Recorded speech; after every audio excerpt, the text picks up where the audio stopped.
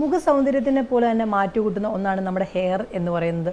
ഹെയറിന് വേണ്ടി നമ്മൾ പല കാര്യങ്ങൾ ചെയ്യാറുണ്ട്, പക്ഷേ പലതും നമുക്ക് റിസൾട്ട് കിട്ടാത്തതായിട്ട് ഉണ്ട്. പക്ഷേ ഇന്ന് ഞാൻ നിങ്ങൾക്ക് പറയാൻ പോകുന്ന പല കാര്യങ്ങളും നിങ്ങൾക്ക് ഹെയർ ഗ്രോത്ത് ഉണ്ടാവുന്നതിന് സഹായിക്കുന്നതാണ്.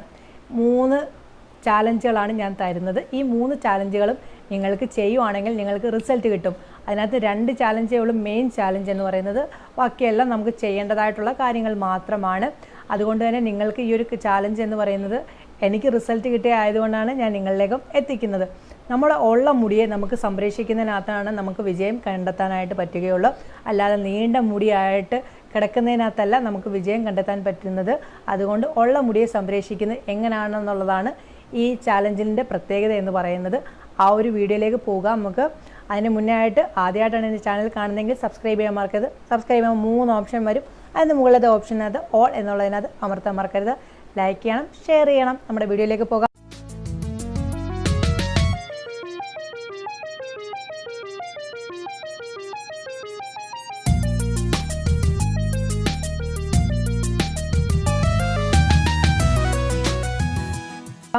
ഹായ് സുഹൃത്തുക്കളെ, എല്ലാവർക്കും എൻ്റെ ചാനലിലേക്ക് സ്വാഗതം. ഞാൻ റംസാൻ. 3 ചാലഞ്ചാണ് മെയിൻ ചാലഞ്ച് എന്ന് പറഞ്ഞ് തരുന്നത്.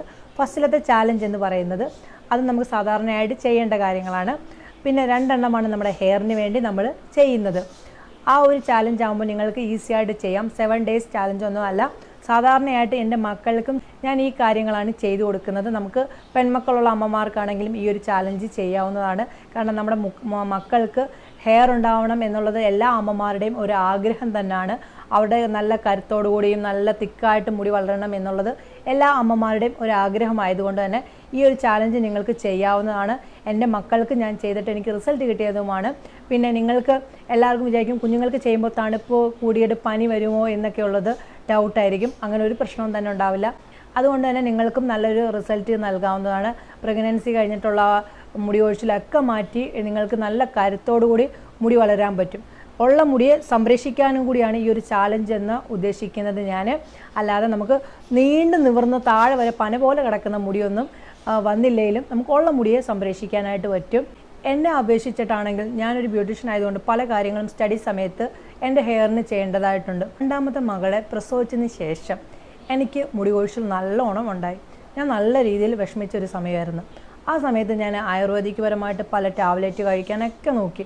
പക്ഷെ എന്നിട്ടൊന്നും എനിക്ക് ആ ഒരു റിസൾട്ട് എൻ്റെ മുടി പൊഴിച്ചിന് മാറുന്നില്ല. അതായത് ഒരു കട്ട നമ്മൾ കൈ പിടിക്കുമ്പോൾ ഇങ്ങനെ പിടിക്കുമ്പോൾ ഒരു കട്ടയായിട്ടായിരുന്നു എൻ്റെ കയ്യിലേക്ക് വരുന്നത്.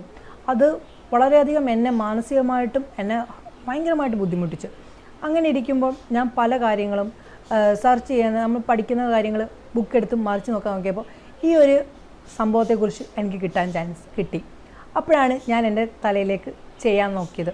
അതാണ് ഞാൻ പറയുന്നത്. അതുകൊണ്ട് തന്നെ എൻ്റെ എക്സ്പീരിയൻസ് ലൈഫിനകത്ത് എന്നെക്കാട്ടിലും കൂടുതലും എൻ്റെ മക്കൾക്കത് റിസൾട്ട് കിട്ടി.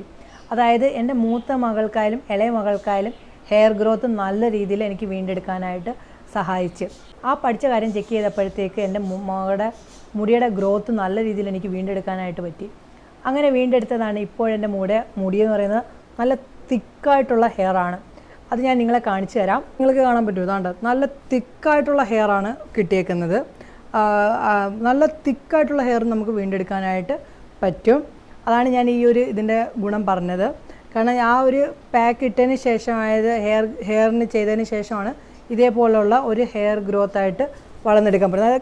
കാരണം നമ്മുടെ കൈ ഇട്ടാൽ പോലും കിട്ടാത്ത രീതിയിൽ അതേപോലെ രീതിയിലായിട്ടാണ് ഹെയർ ഗ്രോത്ത് എനിക്ക് ഉണ്ടാക്കാനായിട്ട് പറ്റിയത്. ഞാൻ പഠിച്ച കാര്യം എനിക്ക് ഗുണം ചെയ്തത് എൻ്റെ മകളിൽ നിന്നാണ് എനിക്ക് ഹെയർ ഗ്രോത്ത് ഉണ്ടാക്കിയെടുക്കാൻ പറ്റിയത്. 2ാമത്തെ ആൾക്കും ഇതേ രീതിയിൽ തന്നെ വന്നപ്പോഴത്തേക്ക് ഞാൻ എന്തോടുത്തു, ഈ പാക്കും മറ്റുള്ള ആ ഒരു സംഭവം ഞാൻ ചെയ്യാൻ തുടങ്ങി. പിന്നെ ഹെയർ ഓയിൽ ഞാൻ കുറേ ചേഞ്ച് ചെയ്തിട്ടുണ്ട്. ആ ഓയിലൊക്കെ ഞാൻ നിങ്ങളെ ഓരോ സ്റ്റെപ്പായിട്ട് ഞാൻ കാണിച്ചു തരുന്നതായിരിക്കും. അപ്പം നമ്മുടെ മക്കളെ അപേക്ഷിച്ചിട്ടാണ് നമ്മുടെ മക്കൾക്ക് ഹെയർ ഗ്രോത്ത് കുറവാണെന്ന് പറഞ്ഞുകൊണ്ട് എല്ലാ അമ്മമാരും സങ്കടപ്പെടുന്നതായിട്ട് എനിക്കറിയാം. പലരും എന്നോട് അത് കാര്യങ്ങൾ സംസാരിച്ചിട്ടുള്ള വ്യക്തികളെ നമുക്കും അറിയാം. അവർ നമ്മൾ ബ്യൂട്ടീഷ്യൻ ആയതുകൊണ്ട് തന്നെ പറയും എനിക്കിതുപോലെ എൻ്റെ മോൾക്ക് മുടിയില്ല, എനിക്കില്ലാത്ത പോലെ ഉണ്ടാവും. അങ്ങനെയല്ല, നമ്മുടെ കുഞ്ഞുങ്ങൾക്കായാലും ശരീരത്തെ ഹോർമോണിൻ്റെ അനുസരിച്ചാണ് ഹെയർ ഗ്രോത്ത് ഉണ്ടാവുന്നത്. അന്ന് എല്ലാവരും എന്നോട് പറഞ്ഞു മുട്ടയടിക്ക് മുടി വളരും. നമുക്ക് അതിനകത്തൊന്നും കാര്യമില്ല. മുട്ടയടിച്ചിട്ട് കാര്യമൊന്നുമില്ല. നമ്മൾ അകത്ത് കൊടുക്കുന്നതും ഹെയറിന് കൊടുക്കുന്നതിനകത്തും ഇരിക്കുകയാണ് എല്ലാം നമ്മുടെ ഗ്രോത്തോടുകൂടി വളരാനായിട്ട് പറ്റുകയുള്ളൂ. പലർക്കും ഉള്ളൊരു ഡൗട്ടായിരിക്കും, മുരിങ്ങയില ഉപയോഗിച്ചാൽ ഹെയറിന് എന്തെങ്കിലും ബുദ്ധിമുട്ടുണ്ടോയെന്ന്. ചിലർക്ക് മുരിങ്ങയില യൂസ്ഫുള്ളല്ല, ചൊറിയാൻ തുടങ്ങും, തലയോട്ടിയിൽ ചെന്നിട്ട് നീറാനൊക്കെ തുടങ്ങും. അങ്ങനെയുള്ളവർ ഒരു കാരണവശാലും മുരിങ്ങയില യൂസ് ചെയ്യാൻ പാടില്ല. മുരിങ്ങയില യൂസ്ഫുൾ ആവുന്നവരാണെങ്കിൽ അത് ചെയ്യുന്നതിന് ഒരു പ്രോബ്ലംസും ഇല്ല. അതായത് നമുക്ക് ശരീരത്തിൻ്റെ അകത്തും ചെല്ലേണ്ടതായിട്ടുള്ള കാര്യങ്ങളുണ്ട് ഹെയർ ഗ്രോത്ത് ഉണ്ടാവണമെങ്കിൽ.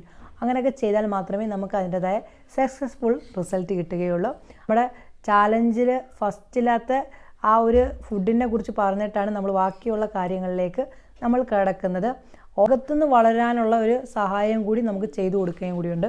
പക്ഷെ കൂടുതലും പുറത്തുള്ള ഹെയറിനെ നല്ല തിക്കായിട്ട് വളർത്തിയെടുക്കുകയാണ് ഇപ്പോൾ ചെയ്യുന്നത്. അതുകൊണ്ട് ഈ പറയുന്ന കാര്യങ്ങളൊക്കെ നിങ്ങൾ ശ്രദ്ധിക്കേണ്ടതായിട്ടുണ്ട്. ഓയിലിനെ കുറിച്ചൊക്കെ ഞാൻ പറയുന്നുണ്ട്. ഓയിൽ ലാസ്റ്റത്തെ ഞാൻ സ്റ്റെപ്പിൽ പറഞ്ഞുതരാം. അങ്ങനെ ആകുമ്പോൾ നിങ്ങൾക്ക് ആ ഒരു കാര്യങ്ങൾ കൂടി മനസ്സിലാക്കുന്നതായിരിക്കും. അതുകൊണ്ട് നമ്മുടെ ആ ഒരു ചാലഞ്ച് നിങ്ങൾ ജോയിൻ ചെയ്യാൻ മറക്കരുത്. നിങ്ങൾക്ക് യൂസ്ഫുൾ ആവുന്ന കാര്യങ്ങളാണ്. നിങ്ങൾക്ക് ഇഷ്ടപ്പെട്ടിട്ടുണ്ടെങ്കിൽ ജോയിൻ ചെയ്താൽ മതി. ഞാൻ നിർബന്ധിച്ചാരും ചെയ്യിപ്പിക്കുന്നില്ല. കാരണം ഒരു ബ്യൂട്ടീഷ്യൻ ആയതുകൊണ്ട് തന്നെ എനിക്ക് പറയാവുന്നതിന് അത്രയും ഞാൻ നിങ്ങളോട് പറഞ്ഞു തരുന്നുണ്ട്. നിങ്ങൾക്കത് യൂസ്ഫുൾ ആവുന്നെങ്കിൽ നിങ്ങൾ ജോയിൻ ചെയ്യുക. പിന്നെ കൂടാതെ തന്നെ നിങ്ങളുടെ ഫ്രണ്ട്സിനെയും ഫാമിലി ഗ്രൂപ്പിലേക്കുള്ളവരെയൊക്കെ ഷെയർ ചെയ്തിട്ട് അവരെയും കൂടി ജോയിൻ ചെയ്യിപ്പിക്കാൻ കൂടി നിങ്ങൾ മറക്കരുത് കേട്ടോ. നിങ്ങൾക്ക് ഇഷ്ടപ്പെട്ടിട്ടുണ്ടെങ്കിൽ ലൈക്ക് ചെയ്യണം, ഷെയർ ചെയ്യണം, കമൻറ്റ് ചെയ്യണം. പുതിയൊരു വീഡിയോയുമായി കാണുന്നവരെ നിങ്ങൾക്ക് എല്ലാവർക്കും നല്ല ദിവസം ആശംസിക്കുന്നു.